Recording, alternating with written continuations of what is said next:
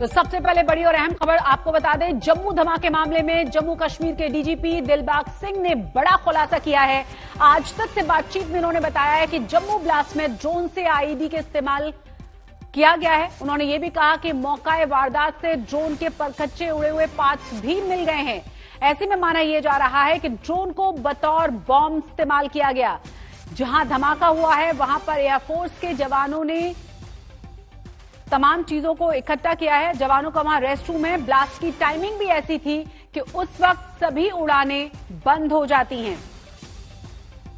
इस खबर पर तमाम जानकारी के साथ हमारे संवाददाता अरविंद ओझा जुड़ गए हैं। अरविंद, वाकई में चौंकाने वाला खुलासा है और आज तक लगातार सुबह से यही खबर दिखा रहा है, जो लगातार सूत्र कह रहे हैं वो कहीं ना कहीं सच साबित होती जा रही हैं चीजें। जी बिल्कुल, देखिए सुबह मिलिट्री इंटेलिजेंस के सोर्सेज ने आज तक को बताया था कि इसमें एरियल जो ड्रोन है उसका इस्तेमाल हुआ था, लेकिन आखिरकार जो डीजीपी है जम्मू कश्मीर के दिलबाग सिंह, उन्होंने आज तक को पुष्टि कर दी है इस बात की कि इन धमाकों में आईईडी ड्रोन का इस्तेमाल किया गया है, साथ ही साथ आईईडी का भी इस्तेमाल किया गया है। जो हमारे सूत्र हैं वो ये बता रहे हैं कि अपने आप में ये अनोखा ब्लास्ट है, क्योंकि ड्रोन को ही कहीं ना कहीं आईईडी की शक्ल दी गई है। लेकिन जो सबसे बड़ी कंफर्मेशन जो सुबह से चल रहा था तमाम सोर्सेज के जरिए, आखिरकार जो जम्मू कश्मीर के डीजीपी हैं दिलबाग सिंह, उन्होंने इस बात की पुष्टि आज तक से बातचीत में की है कि जो एयरफोर्स स्टेशन पर रविवार रात 1:40 पर और 1:46 पर जो ब्लास्ट हुआ था वो ड्रोन के जरिए ही कराया गया है। आज तक को जो सूत्र है वो ये बता रहे हैं कि अपने आप में अनोखा ब्लास्ट है, क्योंकि जो ड्रोन है उसको ही आईईडी की शक्ल दे दी गई और उसके बाद ब्लास्ट हुआ। कुछ परखच्चे भी एयरफोर्स स्टेशन के पास मिले हैं। इसके अलावा जो टारगेट सिंगल स्टोरी बिल्डिंग थी जो एयरफोर्स स्टेशन की, उसके अलावा जो पार्किंग एरिया था जहां पर हेलीकॉप्टर लैंड खड़े होते हैं वो एरिया था। लेकिन जो सिंगल स्टोरी बिल्डिंग है और जो टाइमिंग थी देर रात की, उस वक्त तक उड़ानें बंद हो जाती हैं, तो कहीं ना कहीं जो एयरफोर्स के कर्मचारी थे वो टारगेट पे थे और माइनर इंजरी 2 कर्मचारियों को भी आई हुई है। बहुत बहुत शुक्रिया इस तमाम जानकारी के लिए अरविंद आपका। दिल्ली में कोरोना तेजी के साथ सिमटता जा रहा है। साल में दूसरी बार कोरोना के नए केस 100 से कम हो गए हैं। अब दिल्ली वालों को राहत की एक और किस्त मिलने जा रही है। कल से शुरू हो रहा है अनलॉक 5।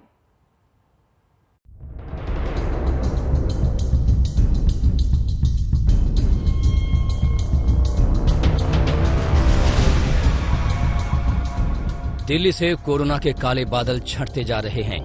हर रोज नए मामले कम हो रहे हैं। हर रोज महामारी कमजोर पड़ रही है।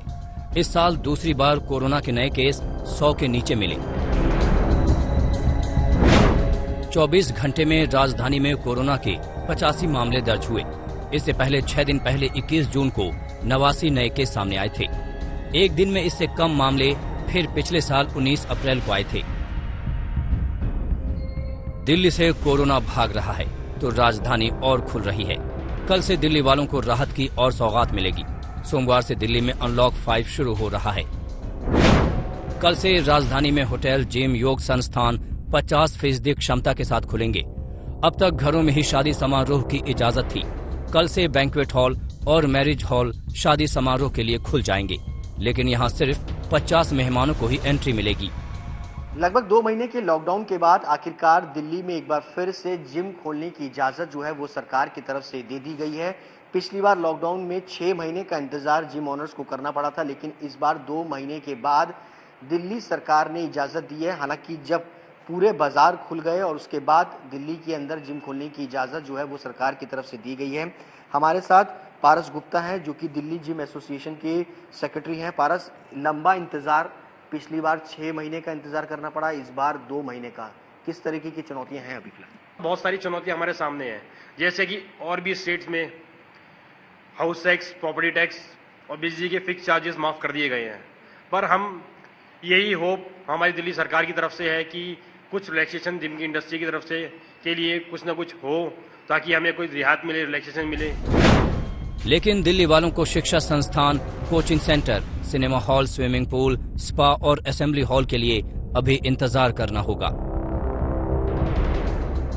दिल्ली खुल रही है, इसका मतलब ये है कि लापरवाही का लाइसेंस मिल गया। अब तो और भी ज्यादा अलर्ट रहने की जरूरत है। अभी मास्क भी जरूरी है और 2 गज की दूरी भी।